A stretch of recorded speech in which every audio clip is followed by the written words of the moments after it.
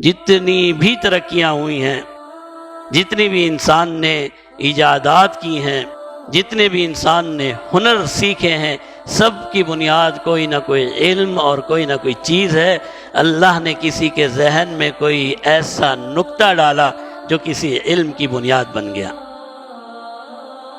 اسی لیے اللہ فرماتے ہیں انسان جب تو یہ سب چیزیں دیکھتا ہے تو اب بتا، هل يستوي الذين يعلمون والذين لا يعلمون، کیا علم والا اور بغیر علم والا دو انسان، ایک کے پاس علم ہے اور ایک کے پاس کچھ بھی نہیں، کیا دونوں برابر ہو سکتے ہیں؟ یقیناً جواب یہ ہے کہ ہرگز برابر نہیں ہو سکتے۔ علم اور جہالت کا کوئی مقابلہ نہیں ہے۔ جہاں بھی علم ہوگا تعمیر ہوگی، ترقی ہوگی، اخلاق ہوں گے، کردار ہوگا، سہولیات ہوں گی، اور جہاں بھی جہالت ہوگی وہاں فرسودہ روایات ہوں گی، تاریکی ہوگی، تعمیر سے دوری ہوگی، تخریب ہوگی۔ تو جہالت انسان کے لیے نقصان دہ ہے اور علم انسان کے لیے فائدہ مند ہے۔ کیوں کہ علم کی وجہ سے انسان کی سوچنے کا انداز مختلف ہو جاتا ہے۔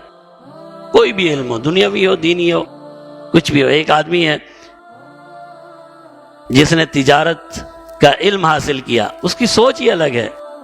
اگر اس کو 10 روپے کا نقصان ہوتا ہے وہ کہتا ہے کوئی بات نہیں، میرے پاس اللہ نے ایسا ہنر دیا میں 20 روپے کما لوں گا۔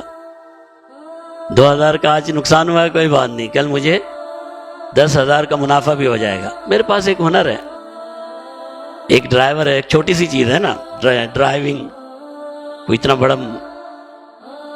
توپ چیز تو نہیں ہے، 4-5 دن 10 دن آپ نے لگا دیے تو آپ نے سیکھ لیا۔ اتنا چھوٹا سا علم ہے، ہنر ہے، چلے علم ہے، ڈرائیونگ آپ نے سیکھ لی، آپ کو صاحب نے نوکری سے نکال دیا تو آپ کیا کہتے ہیں؟ کوئی بات نہیں، ہزاروں نوکریاں ہیں، آج نہیں تو کل ڈرائیونگ تو نہیں بھول گیا نا، کہیں نہ کہیں نوکری تو مل ہی جائے گی۔ یہ سوچ ہے، یہ فکر ہے۔ جب انسان کے پاس علم ہو، اس کی فکر، اس کی سوچ، اس کی دوسرے انسانوں کے ساتھ تعلقات، اس کا زاویہ مختلف ہو جاتا ہے۔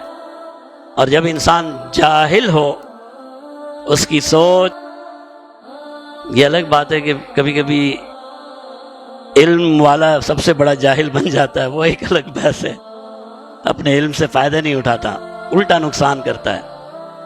لیکن علم کے اندر یہ